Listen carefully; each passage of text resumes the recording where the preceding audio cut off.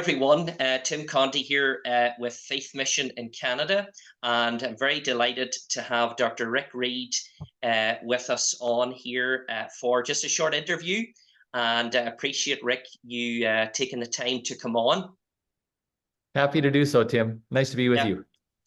That's great. And so we're actually not far in distance apart, but we're still doing this in Zoom because a little bit easier to connect and just to share. So, Rick, first of all, why don't you tell us a little bit about yourself for those who don't know, and maybe your family, and then presently what you're involved in? Sure. We came from California 26 years ago to Canada. So we are now dual citizens, or as I like to say, we're North Americans. We kind of go both ways. We have three kids. Our boys are married. They're in the States. And our daughter is single and she's up in Ottawa. We came to Canada 26 years ago as I became the senior pastor of a church in Ottawa called the Metropolitan Bible Church. Was there for almost 15 years, loved that church, loved the ministry there. But at that point, I felt this burden. I went through prostate cancer. And at that time, I asked, Lord, what do you want me to do with whatever I have left? And I really felt him impress trained pastors, missionaries, and church leaders. And at that time, Heritage College and Seminary approached me and said, we need a president. Can you come? Mm-hmm. So for the last 10 plus years, I have been serving as the president at Heritage College and Seminary, teaching the area of homiletics and pastoral theology. I recently became the chancellor, so I'm passing the baton, and now I'm kind of an ambassador for the school and still doing some teaching and preaching, but I'm grateful to be part of Faith Mission for this summer. Yeah.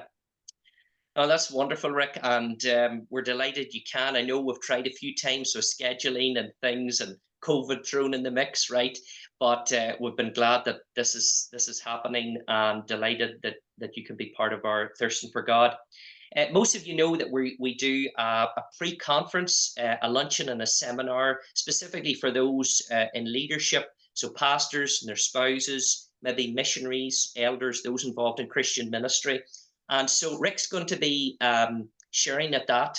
That is Thursday, June 6th.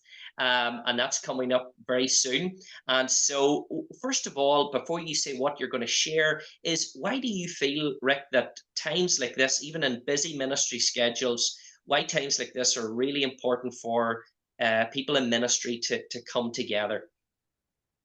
You know, as you study the Gospels, you see that as Jesus got closer to the cross and life started to heat up even more, there was more intentional withdrawing with his disciples, where they pulled away so he could encourage them and strengthen them. And I think as life heats up and as things get intense for us, and they certainly are for those in ministry today, it's important for us to have strategic withdrawals, not to get away from the world, but to be refreshed, encouraged, challenged, inspired, have collegial relationships. So I see high value in things like this. Mm-hmm. And with that view in mind, then what has God been impressing in you that you feel you're going to share in that seminar? Yeah, I want to talk about a topic that we don't normally address, but I think it's one that we as pastors and ministry leaders have to think about, and that is the leader or the pastor and ambition. What's the place of ambition in a godly person's life? We all know you got to have some drive, you got to have some dream and pushing towards, but we all know that ambition can become selfish and fleshly. It can go rogue. So how do you tell what's the difference between good ambition and not so good ambition? And we'll go and do a case study from the Old Testament that I have found to be very fascinating and helpful to kind of discern when is ambition godly and when is it not. Mm-hmm. No, that sounds excellent, and we hope that you'll register for that on June the 6th, and you'll see the details coming along the screen there where you can sign up, and it's a free event, and we provide coffee when you arrive. We provide lunch. That's not just the only incentive to come, that you get lunch, but you'll be fed spiritually, and an opportunity to meet Rick and to hear from him. Now, just a few weeks after that, then we have our main Thirsting for God conference here on the grounds of our camp center in Campbellville, not far off the 401. So a great location here. and we put up a tent, and we have a wonderful time. And so, Rick, you're going to be coming to share with that. It's open for everyone, and we've got kids program during the sessions, and barbecues and different things going on. But for the main sessions, Rick, you're going to be teaching. So tell us a little bit of what you're planning to come and share at the main Thirsting for God conference. Yeah, thanks, Tim. I was really intrigued by the theme that you have, Thirsty for God. And so when you invited me, what I did is I went through scripture and looked at the passages where it talks about people being thirsty. And so I've selected 3 of those passages that I think give a good broad sweep. The first one we'll talk about is when Jesus said, "I thirst." So we often think thirsty for God, but we have a God who was thirsty as well. And we'll talk about what that means. What are the implications of that? What is the life-giving water that he came to give us? And he was thirsty enough to do that. And then I want to talk to you from the Old Testament, from a psalm, one of my favorite psalms. It's a lament psalm, but it talks about thirsting for God when life is troubled.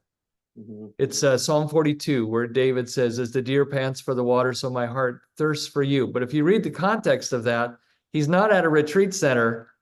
He's up by Mount Hermon. He's up in the wilderness, but it's not because he's on a spiritual retreat. He's exiled. Yeah. And he's longing for a change, but he's thirsting for God. So how do we thirst for God when life isn't going the way we wish it was going? And then finally, I want to deal with the last book in the Bible, and the last chapters, chapter 7 and 21, 22 of Revelation, and talk about thirsty no more. Because this theme of thirsting for God ends with God saying, "I will satisfy your thirst forever." And we'll look at a passage in Revelation 7 where we see how Jesus leads us. He's our shepherd and leads us by waters so that it says they will thirst no more. We'll talk about the hope of heaven and how that fires and inspires us to live and serve well on earth. Yeah.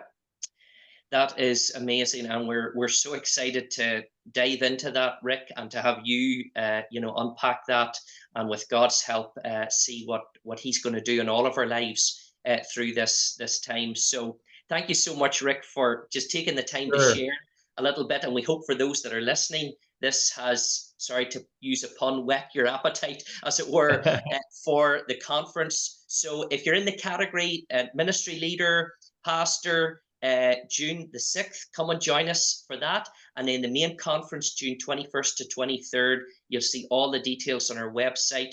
Make it known, invite your church, people to come. You will have a wonderful time here. We'll make you very welcome. Please share this video as well on your socials, and we look forward to seeing you very soon for Thirsting for God. Thank you, Rick, and thank you, everyone. Thank you. Look forward to it. God bless.